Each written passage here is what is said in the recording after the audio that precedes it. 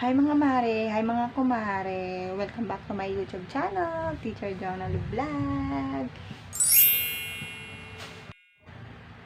Hi guys, for today's video, ituturo ko sa inyo yung mga bawal i-upload sa FB Reels para ma-monetize kayo.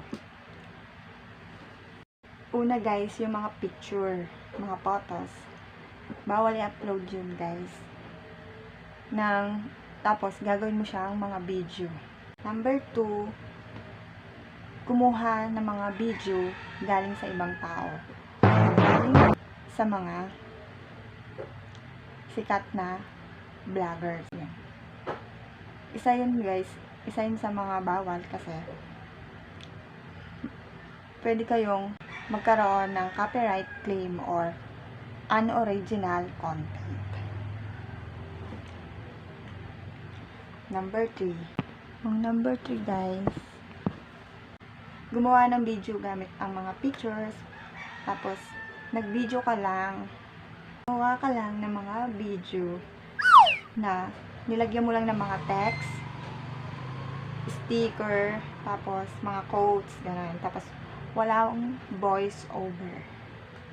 Yan. Tapos bawal din yung paulit-ulit na video. Bawal mag-upload ng mga paulit-ulit na video. Yun lang guys ang matuturo ko sa inyo sa mga bawal i-upload. At paano naman kayo kikita sa FB Reels? Through sending stars.